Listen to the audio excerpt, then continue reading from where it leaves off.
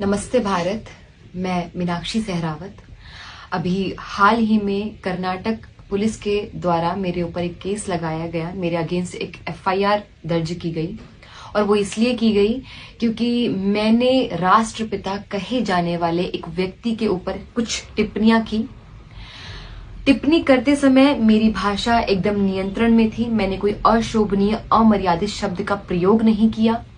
उसके बाद भी मेरे ऊपर एफआईआर हो जाता है क्योंकि मैंने इतिहासकारों के द्वारा प्रमाण और तथ्यों के आधार पर जो कुछ भी ऐतिहासिक पुस्तकों में लिखा जा चुका है वही मैंने अपने शब्दों में जनता तक पहुंचाने का प्रयास किया, इसलिए मेरे ऊपर एफआईआर हो जाता है।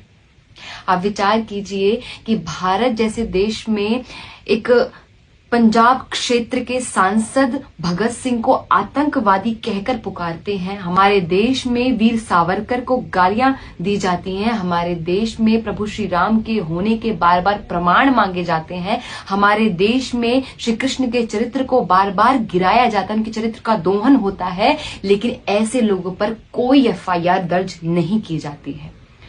आप विचार कीजिए कि हमारे देश में एक पेंटर जो माता सीता, माता लक्ष्मी और अन्य कई देवियों की नंगी तस्वीरें बनाता है, उसको पद्मश्री और पद्म भूषण से नवाजा जाता है।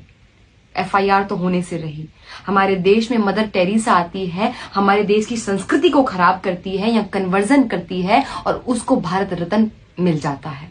अब विचार कीजिए, हमारे देश में जेएनयू जैसी यूनिवर्सिटी में एक व्यक्ति भारत तेरे टुकड़े होंगे जैसे नारे लगाता है और उसके ऊपर कोई कार्यवाही नहीं होती है। क्यों? क्योंकि उसके पास फ्रीडम ऑफ स्पीच है, फ्रीडम ऑफ एक्सप्रेशन है, वो अपनी भावनाओं को व्यक्त कर सकता है। लेकिन मेरे पास ना फ्रीडम ऑफ स्पीच है, ना फ्रीडम ऑफ एक्सप्रेशन है, ना मेरे पास कोई प्रश्न करने का अधिकार है।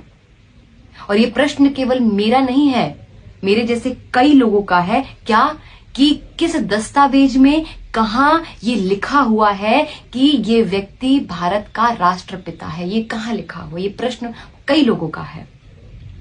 आप विचार कीजिए, मेरा केवल इतना कहने पर कि इस माँ भारती का कोई पुत्र तो हो सकता है, कोई सपूत तो हो सकता है, लेकिन माँ भारती का इस राष्ट्र का कोई पिता नहीं हो सकता है, इतना कहने पर मेरे अगेंस्ट एफआईआर हो जाती है।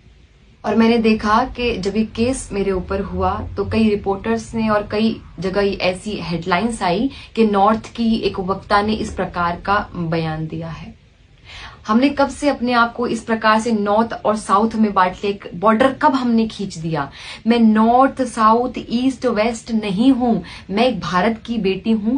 भारत की बेटी के ऊपर ऐसा कुछ हुआ है, भारत की बेटी के साथ ऐसा कुछ हुआ है, तो पूरा भारत मेरे साथ होना चाहिए। तो अपने आप को इस प्रकार से ना बांटा जाए। और जब से ये केस हुआ है तो कई लोगों का और बहुत लोगों का मेरे पास सपोर्ट आ रहा है, निरंतर सपोर्ट आ रहा है। आप लोग बहुत सपोर्ट कर रहे हैं और इसी प्रकार से सपोर्ट करते रहिए, क्योंकि आप लोग सपोर्ट करते हैं तभी हमारे भीतर से ऐसी आवाज निकलती है और हम अपनी आवाज को लोगों तक पहुंचाने में सफल रहते हैं, क्योंकि आप लोग साथ रहते हैं। और ऐसे ही साथ रहिए, जिस प्रकार से आप हम जैसे लोगों की सहायता कर सकते हैं वैसे करिए। अपने तन से, अपने मन से, अपने धन से करते रहिए। और सबसे बड़ी बात कि जुल्म के साए में फिर लब खोलेगा कौन? यदि आज भी हम चुप रहे तो फिर बोलेगा कौन? तो हमें चुप नहीं रहना है, इसी प्रकार से अपनी आवाज को उठाते रहना है। नमस्ते, हरे कृष्ण।